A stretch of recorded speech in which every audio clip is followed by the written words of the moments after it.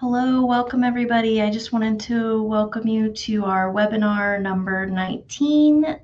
The topic today is estate settlement best practices. Our speaker is Eric McMullen, and thanks everybody for joining.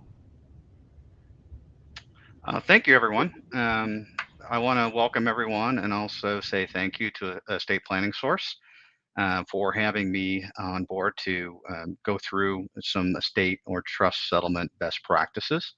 As she said, my name is Eric McMullen. I've been in the trust and/or investment business for almost 33 years.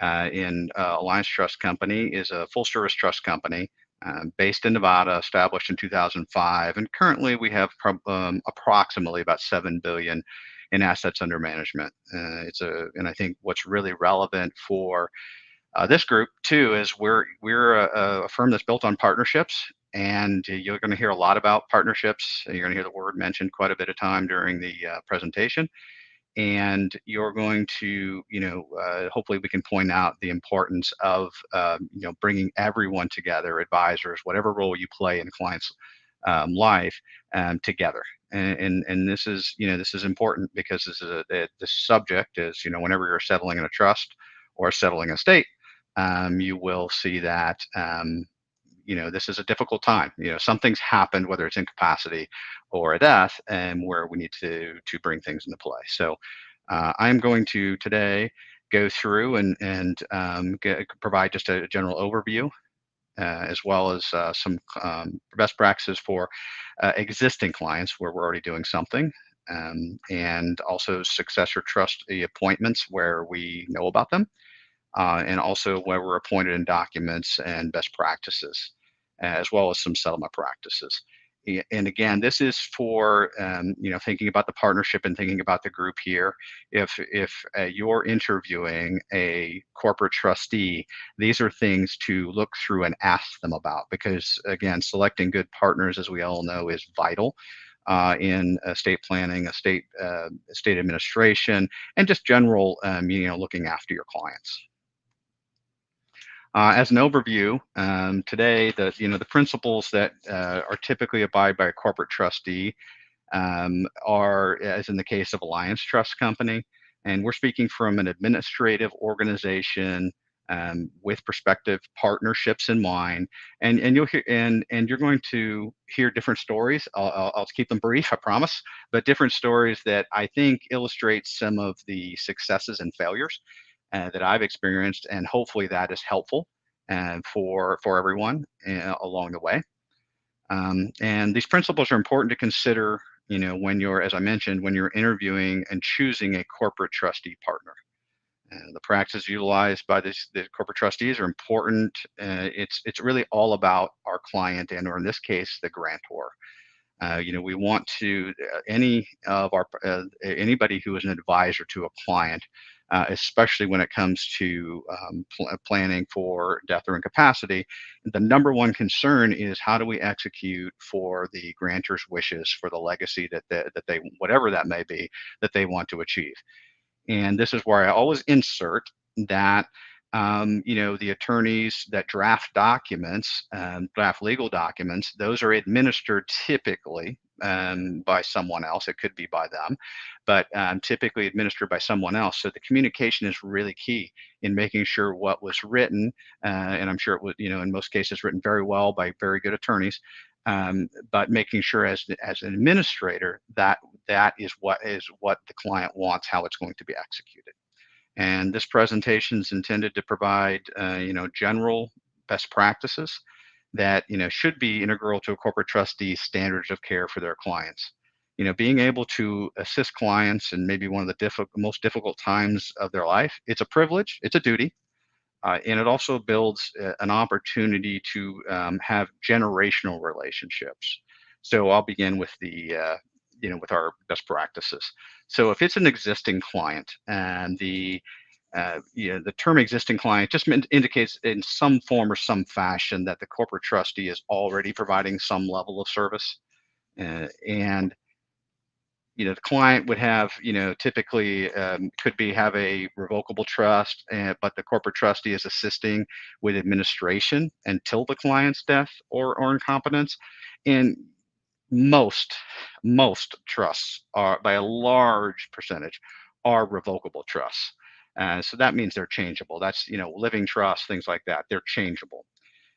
So, some of these large trusts get, headlines and things like that. But if you're talking about the everyday world, a large percentage of the trusts are the revocable trusts, which, are not, they're changeable until something happens, either the death or incapacity of the grantor. Expectations that anyone should have for a corporate trustee during the grantor's life would be, at a minimum, meeting with the client to determine if any of the grantor's wishes may have changed. Again, back to my changeable. A revocable trust is changeable, and oftentimes that does happen. But or they've changed what they want to do, and maybe it needs to be changed. But this is the opportunity to update the wishes of the client. A reiteration of the corporate trustee's understanding of the expectations.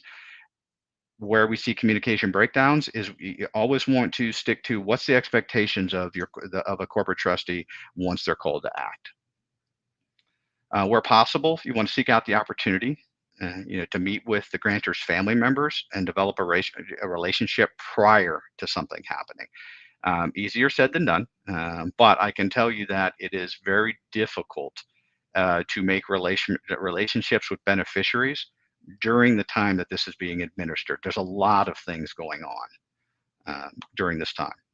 The company, your corporate trustee, you would want to ensure that the grantor is kept up to date on any regulatory changes that may change the impact of their estate plan.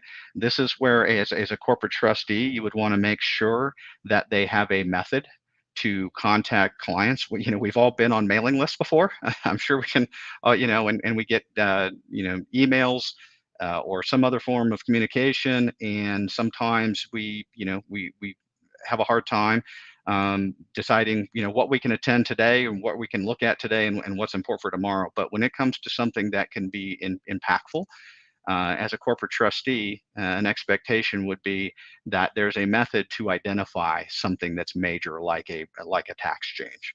And that tax change, we do have something coming on the horizon potentially, with a sunset, in about a year or so. So, things like that, you need to. We would, as a corporate trustee, what you should expect is there is, again, a method where the really important things are identified for the client.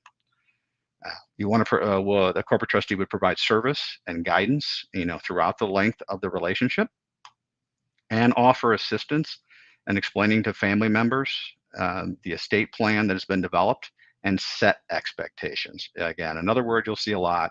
The communication and setting expectations is the basis for how this can go really, really well or really, really bad.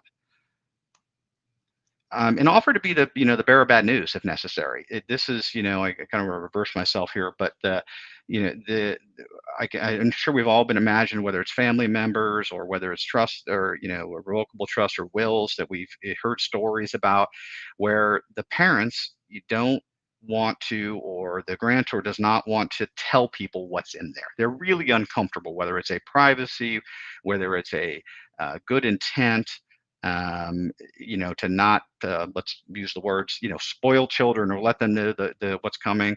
I had a situation many years ago where a really lovely family had worked very hard, and the gentleman had put away 10% of his pay for the day, since the day he started until he retired. He worked for a large corporation, Sara Lee, I don't mind saying the corporation, and came to realize that 10% of his pay had turned into $3.5 million. They had these funds, and they were estate planning, and what they were really concerned about is not telling their only child about these funds. And because they wanted them to make their own way, they were going to support them, but they didn't want that to happen.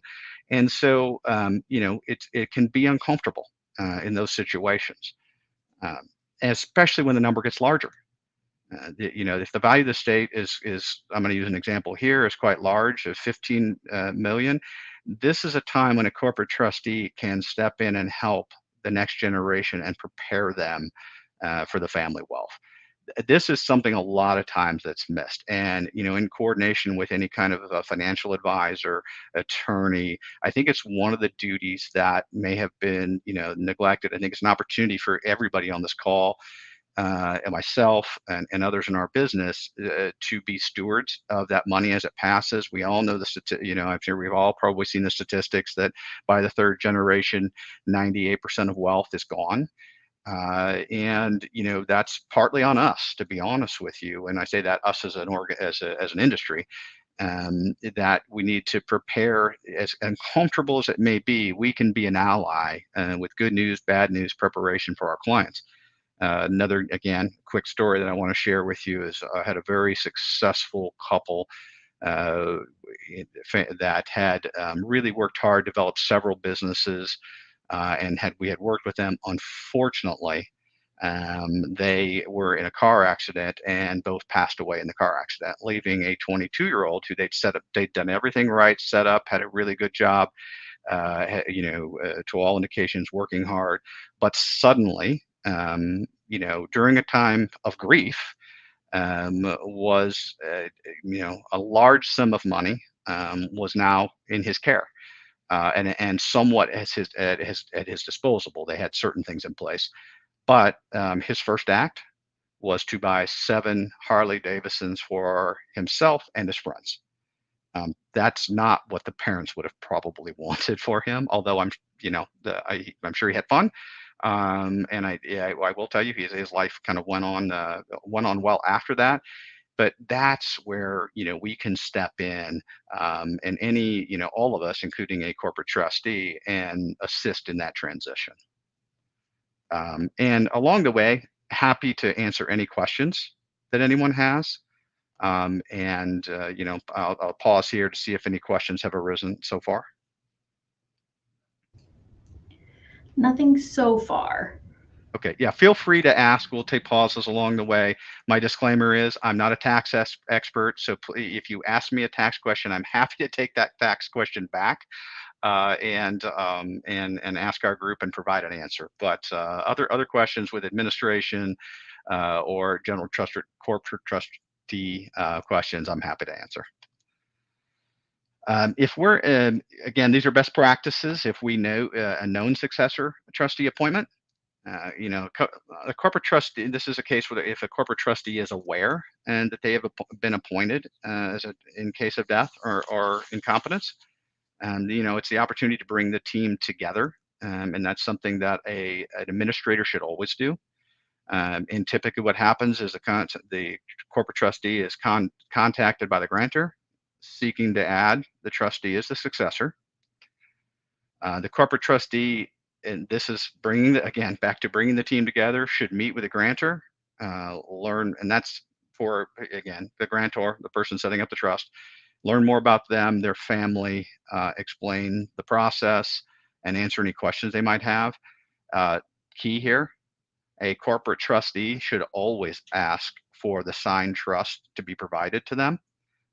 This happens a lot of times where it's not provided, and that just delays the process. So it's important, as a best practice, to communicate with the grantors to make sure that that copy of that trust is received by the corporate trustee. Corporate trustee is contacted by the attorney who drafted the trust, and that does happen a lot. And they ask for different documentation and how to efficiently name a corporate trustee. And again, the corporate trustee is going to contact the grantor. The attorney then it puts them in place as well, and puts them in the conversation about being a successor, and suggests a meeting with that grantor.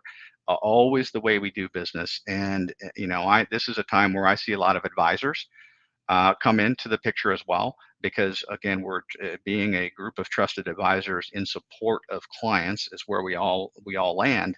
Getting everybody coordinated at the same table, the outcome is much better. And if a corporate trustee maintains, maintains a successor file that includes copies of all the governing document. This is the opportunity to set stage of who does what and how business is done.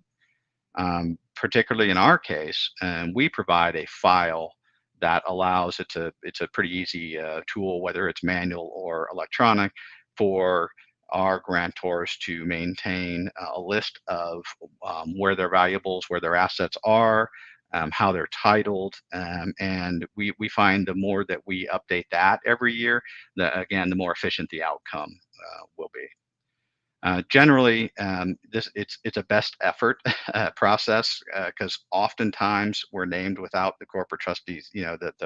We're named without our knowledge. I can tell you that number, from when I started in this business, 30 plus years ago to now, is much less, which I'm encouraged about. But it is still, we find out through someone calling and saying, "Hey, you're the corporate trustee, and I need you to do something." And also then or a lot of times we're, as a corporation, not informed of amendments that have been made. Again, I'll pause here to see if any questions have come. Nothing yet. Okay. Corporate trustees, they're going to, our best practices, and I think many, is contact the families annually, and just update all kinds of information. If it's an unknown successor trustee appointments, and again, this does still happen quite a bit, and this is where we learn about it from the family advisor, the attorney, potentially a beneficiary.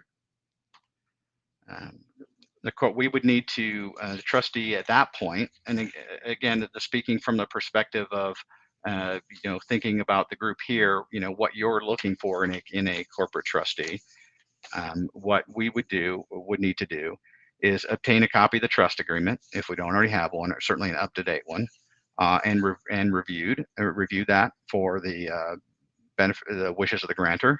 Inform the beneficiaries that a corporate trustee is engaged. Again, the information, and make sure that people are aware of what the process is going to be. I have a kind of another story to kind of bring this home and why this is important. In the state of California, for example, they accept a will. You can still write it on a piece of paper. You can write it on a napkin. You can do whatever you want, and they'll still accept that in court. And nothing against the state of California, but their process can be long. And there was a client that owned a very successful business, wasn't exactly trusting of, let's say, regulation and things like that, and was not discovered until the end of going through a lot of things. In the bottom drawer was a handwritten, hard to read, but handwritten document on a napkin, and that had to be submitted, unfortunately, in this case. And this was a very a significant amount of assets, well over $100 million, and it was going to be administered by something on a napkin. And unfortunately, what happened, and I don't want to paint the picture of greedy people or anything like that, but there was the beneficiaries. There was some, things that were personal to them. There were some things, there was some a couple of antique automobiles, and amongst themselves, they had already sort of divided things. Said, well, this means something to them, and I'll take this, and you'll take that, and everything. When the holographic will was finally found, that will took precedence, and it wasn't what they anticipated. So some of those documents had already been, assets had already been moved and displaced, and it all had to be unwound. Then it had to go through the court system. So again, just the unknown, the less unknown, the better. Once an understanding of the expectations has been determined, a corporate trustee will meet with the family to review the process, what to expect, any questions, provide contact information, who to call about what is, one of the most important thing. in things. And this is also where we would ask, do you have financial advisors? Who's your attorney if we don't know already? What do you want us to share with them? And that's, again, building that support system around the family in a difficult time. And then possibly determine who might be the best contact in the family for questions. There's people that are named beneficiaries, but I can tell you a large percentage of the time, one usually steps forward, whether it's by choice or they designate them to be the sort of lead point of communication, and we'll do that. There's certain requirements that are so that we have to inform everybody of certain things, but if they appoint a spokesman, then that's who we use. The corporate trustee will often engage with the attorney to assist with upcoming settlement process at this point, and discuss the next steps on the trust agreement and a plan of action outlined after the death of the grantor.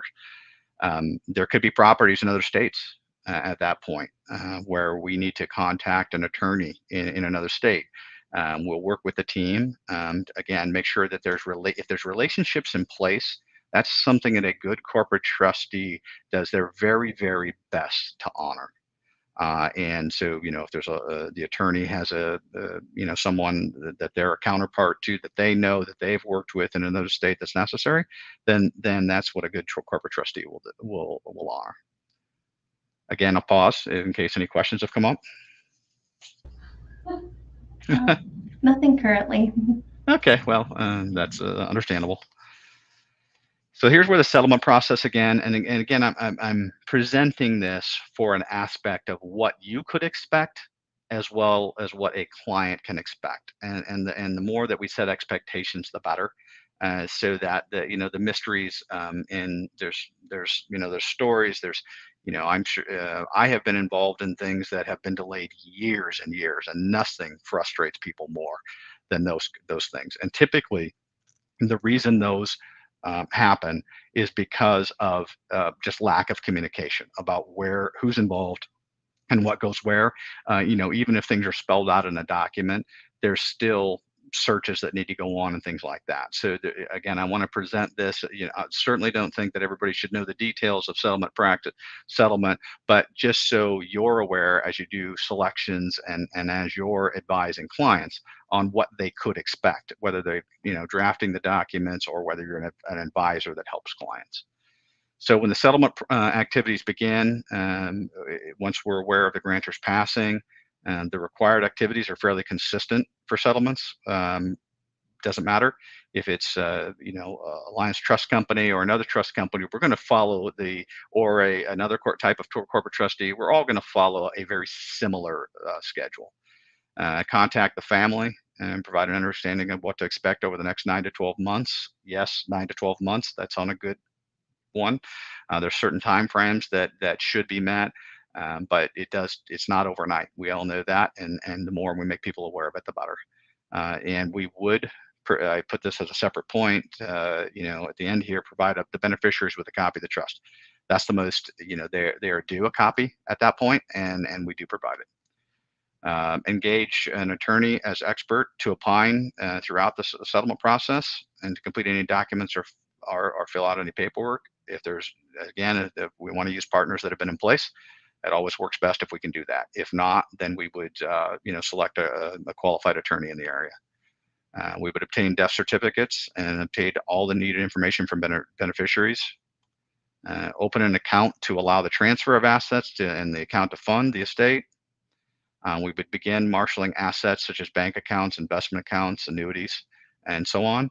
And I want to pause here and tell you that if you're an advisor on this call and you happen to manage assets, our priority is not to liquidate those assets or move those assets out of your control or because if you've built a relationship with them and if it's spelled out in the document, then that relationship should continue. Some trust companies, I can tell you in the past that there's been a bad name that's the intent and the goal. I can tell you as a corporate trustee, it is absolutely not. And we encourage people that we know about that have us named to document those things so that we can, again, execute with partners that they trust.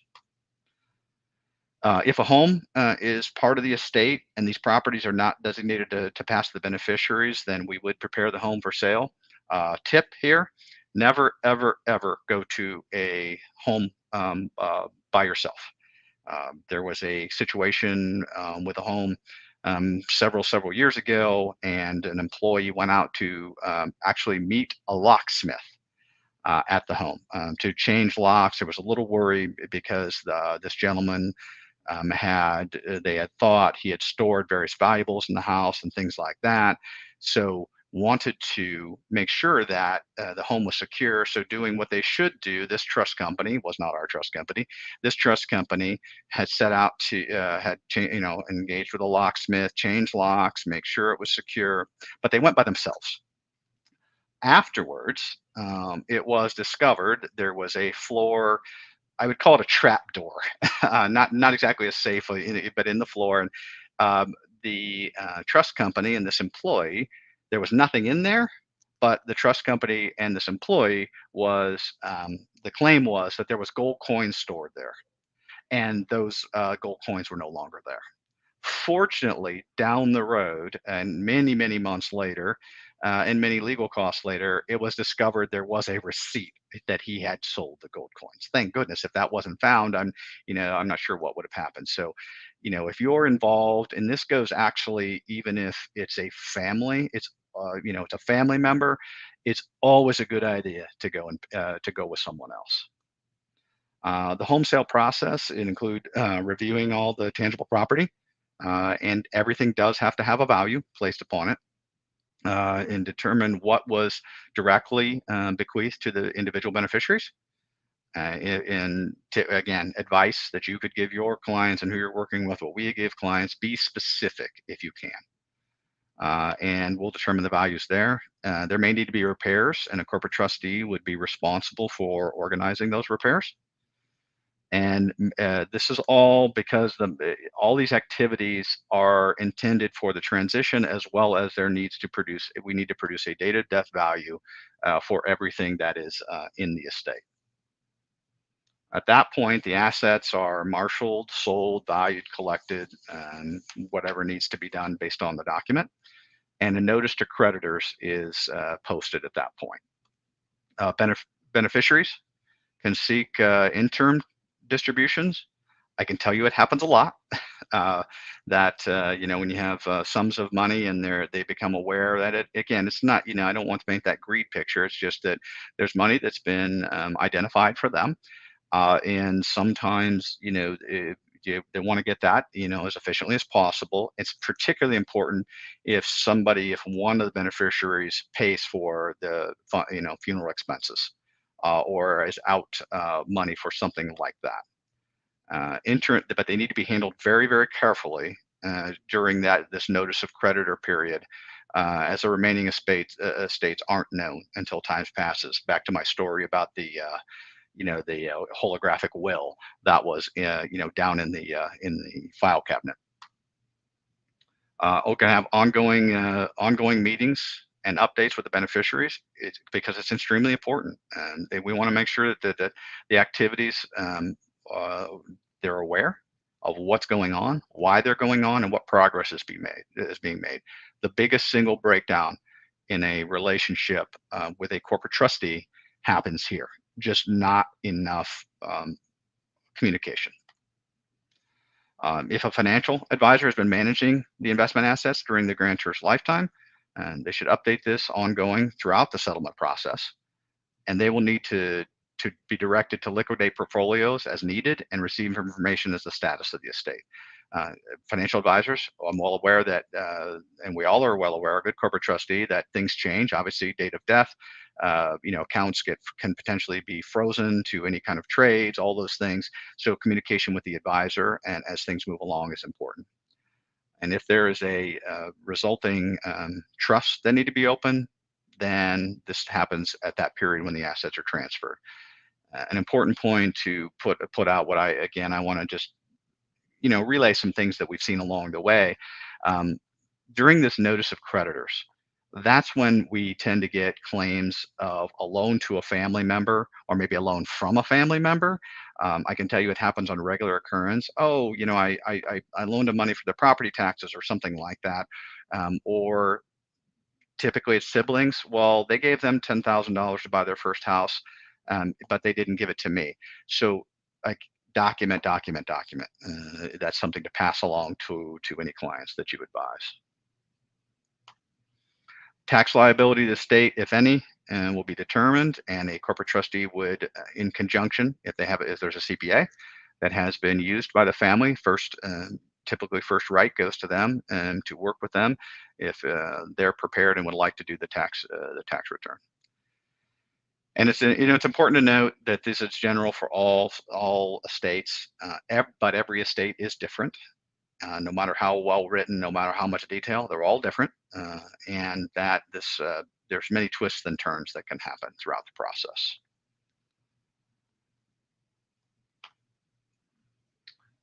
Want to provide some examples, and I think this is an important thing to share, and we share with lots of our clients is we share stories.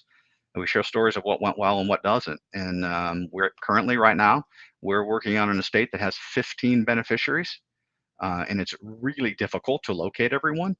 And if distributions are equal, there's not going to be much. And we're not really sure if that's what the grantor intended. And that's ongoing conversations to have with their advisory team, because this could not be at their end result that they liked. A child is disowned and not entitled to any of the estate. Back to my point about bearer of bad news. This happens, and in the revocable trust situation, I have seen children in the will, out of the will, many times over the course of a lifetime. I don't advise that. I advise completely against those kind of things, but it does happen. And this is a point where a corporate trustee, if chosen, that this isn't something that during the grantor's lifetime that wanted to be disclosed, the corporate trustee or attorney is going to be the bearer of bad news. And selecting a corporate trustee is a lot of times the way to do this. Heaven forbid the family that selected one child as the trustee, and they were the ones that had to tell a sibling that they were disowned. The individual could decide to challenge the estate, and this could cause long delays in the settlement process. Happens, I wouldn't say frequently, but does happen. The child has claims that the parent was coerced, things like that. So this could happen during this process. The individual could make contact during the notice of creditors period, indicating funds are due to them for a prior expense. And as I mentioned, loans pop up a lot. They bought a first car, they bought this from me, I loaned them money for this. This is where the period where that pops up. There's a family business that's involved in the settlement, and this could be a completely separate subject. But the corporate trustee, as a corporate trustee, we have no involvement with the business other than dividing the shares, as part of the distribution plan. And it will obtain a valuation from the business from a professional at the date of death. And the family could expect the corporate trustee to engage in the sale of business if that's what's in the documents, and that's what their wishes were. It's not our role unless it's specifically called out in the document, and that does happen. I can tell you firsthand, unfortunately, this is a recent experience. A gentleman that was a consultant with contracts and really was the sole driver of this small business that was very profitable, and he passed away unexpectedly, and there became a scramble. So as a corporate trustee with the experience and resources, a good corporate trustee should be able to guide with the grantor's team how they could help in that sale, but it's not something that we automatically do. And if there's no transition plan in place, this is something advice we give to clients if we're a successor trustee is, that succession plan is important no matter, and it's important to be documented. lots of things occur during these, and I've seen families, really come to a point where they no longer have any communication with each other over the business and how the business is going to go. Family dynamics during this process, it brings out that, we're talking about a situation where someone has passed or they're incompetent. So it's a difficult, stressful situation just to begin with. And everybody has ideas, and we've all seen stories, but it's not even with bad intention. It's not just the argument, but to walk through this with clients on how to set these dynamics is something valuable that we can all provide for our clients. And I put an emphasis on telling people stories, right? I can sit here and I can give you this 30 plus minutes of what trust companies do and what they don't do, but walking the people that you work with every day, to walk through them with the stories about what might happen and what could happen, not to scare them, but just to give them ideas about the importance of putting things together. Because if a corporate trustee is in place, as I demonstrated here for everyone today, these are the steps we're going to go through. And if it's not documented, there's not the leeway really to do it. It's not a judgment. We follow documents. There's fine attorneys that write really good documents. And we administer documents, but the more detail that's in them, the better. And because there's a difference between the drafting of the document and the administrative of the document. And when someone has put a good team, all those people are talking together, and everybody knows what is expected. So that's the general overview of what we do as a corporate trustee, and I think what you could expect from most trustees. And so I'm happy to answer any questions if anybody has some. So currently, we don't have any questions. There still might be coming in, but we do have a comment from a Sunanda Paddy. Sorry if I said that wrong. And she said, "This is excellent, and thank you." Oh, well, I appreciate that. And again, I know sometimes it's hard to ask questions in these online deliveries. Again, doing this 33 years, I'm still getting used to online delivery. In person, sometimes it's a lot easier to ask questions, but happy to answer any along the way. The only thing I would say is, as an advisor, whatever your role is in a family, if you can guide if a corporate trustee is necessary and desired, and I think it is in most cases. I'll be honest with you, we even use one in my family. I refused to even with my knowledge, to step in to that role in a situation I was not going to be in the middle of. Even a very small estate of my grandfather, I wasn't going to be in the middle of my mother and her sister, let's say.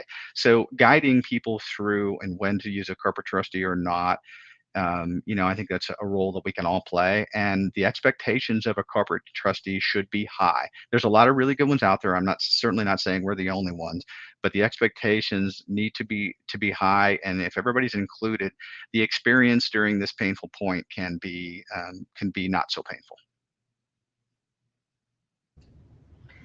Perfect. We do have Jeff who says, "Thanks for presenting this information. Good stuff." Well, thank you. I appreciate that.